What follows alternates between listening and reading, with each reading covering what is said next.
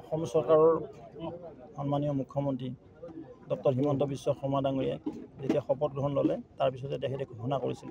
বা ইলেকশ্যনৰ during the election period কেম্পেইনিঙৰ সময়তে তেখেতে ঘোষণা কৰিছিল ভাৰতীয় জনতা পাৰ্টীৰ নেতৃত্বত যদি অসমত চৰকাৰ হয় 1 লাখ যুৱক যুৱতীক চাকৰি দিম আৰু সেই নিমিত্তে তেখেতৰ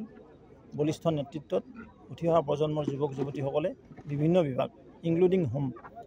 মানে গৃহ বিভাগকে ধৰি বিভিন্ন বিভাগত মকৰল পাইছে মই তাৰ বাবে তেখেতক ধন্যবাদ জ্ঞাপন কৰিছোঁ মানে 1 লাখ যুৱক যুৱতীৰ পৰিয়ালৰ হৈ আৰু যুৱক যুৱতীৰ হৈ লগতে আগন্তুক দিনত তেখেতে আৰু এনাউন্সমেণ্ট কৰিছে যে আৰু কিছু সংখ্যক যুৱক যুৱতীক বিভিন্ন বিভাগত মকৰল কৰাব সেই নিমিত্তে পুলিচতো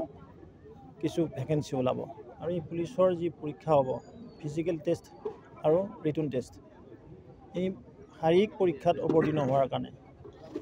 100% প্ৰস্তুতিৰ নিমিত্তে আমি 45 দিনীয়া ইয়াত এক প্ৰশিক্ষণ শিবিৰ আয়োজন কৰিছিলোঁ প্ৰায় 400 যুৱক যুৱতীয়ে ইয়াত পঞ্জীয়ন কৰিছিলে আৰু আজি প্ৰায় 250 গৰাকীৰো অধিক যুৱক যুৱতীক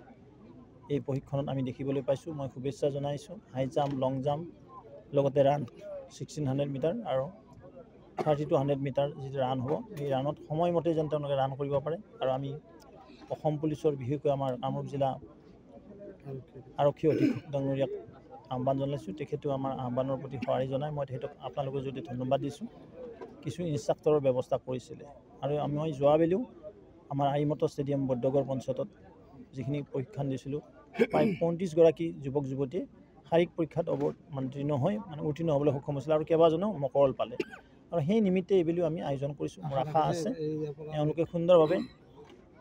শাৰীৰিক পৰীক্ষাত অৱতীৰ্ণ হওক তাত উত্তীৰ্ণ হওক তাৰপিছত আকৌ ৰিটন টেষ্টৰ কাৰণেও আমি এলানি প্ৰশিক্ষণৰ ব্যৱস্থা কৰিম নিৰ্বাচন গ'ল ব্যাপক সফলতা লাভ কৰিলে ৰদবদলৰ কিবা নাম ওলাইছে আপোনাৰ ইতিমধ্যে মোদীজীৰ নেতৃত্বত তৃতীয়বাৰৰ কাৰণে চৰকাৰ গঠন হ'ল আমি তাৰ কাৰণে গৌৰৱান্বিত আৰু অসম সন্তান দুজনক তেখেতৰ মন্ত্ৰীসভাত স্থান দিলে আৰু গুৰুত্বপূৰ্ণ দায়িত্বও তেখেতসকলক অৰ্পণ কৰিছে তাৰ বাবে বিশেষভাৱে অসমৰ লক্ষ লক্ষ ৰাইজৰ হৈ জনতাৰ হৈ আমি মোদী ডাঙৰীয়াক ধন্যবাদ জ্ঞাপন কৰিছোঁ তেখেতৰ এই যাত্ৰা সুফল হওক আৰু দেশখন আগবাঢ়ি যাওক তাকে কামনা কৰিছোঁ আৰু অসমৰ পৰাও প্ৰায় 5 গৰাকী বিধায়ক এইবেলি নিৰ্বাচিত হৈ গ'ল সাংসদ হিচাপে আৰু নিশ্চিতভাৱে তেওঁলোকৰ যিবিলাক সাংসদ নিৰ্বাচিত হ'ল তেখেতসকলৰ সমষ্টিবিলাকত উপ নিৰ্বাচন নিশ্চয় হ'ব তেখেতসকলে যেতিয়া ৰেজিগনেশ্যন দিয়াৰ পিছতহে ইলেকশ্যন কমিশ্যন অফ ইণ্ডিয়াই উপ নিৰ্বাচনত দিন দিব আৰু তাৰ কাৰণে ভাৰতীয় জনতা পাৰ্টি আৰু মিত্ৰগোষ্ঠী আমি 100% প্ৰস্তুত হৈ আছোঁ লোকসভা নিৰ্বাচন শেষ হ'ল আগন্তুক উপ নিৰ্বাচন আৰু পঞ্চায়ত নিৰ্বাচন হৈছে বিজেপি কিদৰে সাজু মই ক'লোৱেই দেখোঁ যে আমি 5খন যি বিধানসভাৰ উপ নিৰ্বাচন হ'বলৈ গৈ আছে কাৰণ এতিয়া মই ক'ব নোৱাৰোঁ কোনোবাই ৰিজাইন নকৰিব পাৰেনে তেওঁলোকে ৰিজাইন কৰাৰ পিছতহে হ'ব তেওঁলোকে এতিয়া যিহেতু বিধায়কো আছে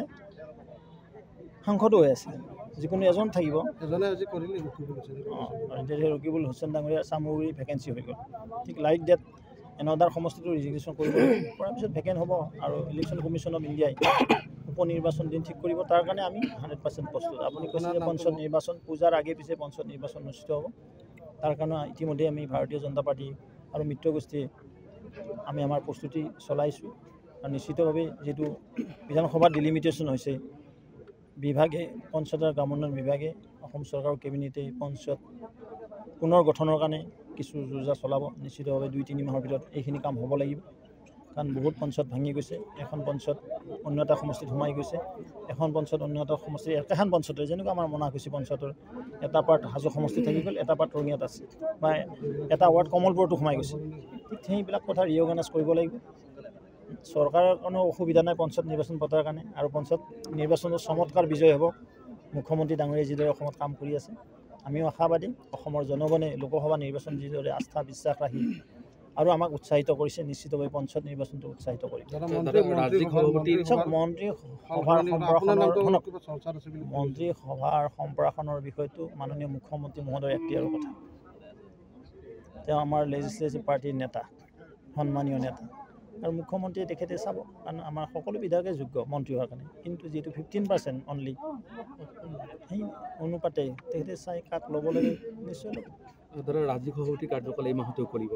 3গৰাকী জ্যেষ্ঠ নেতাৰ নাম সেনেকুৱা নহয় আপোনাক কোনে কৈছে এই মাহতে সংবাদ মাধ্যমত প্ৰচাৰ হৈছে সংবাদ মাধ্যমে পাৰ্টি প্ৰেচিডেণ্ট নবনাই নহয় বনাব আমাৰ নেতৃবৃন্দই মই সংবাদ মাধ্যমৰ ওপৰত কোনো ৰিয়েক্ট নকৰোঁ অসমৰ বাবে ভাল খবৰ যে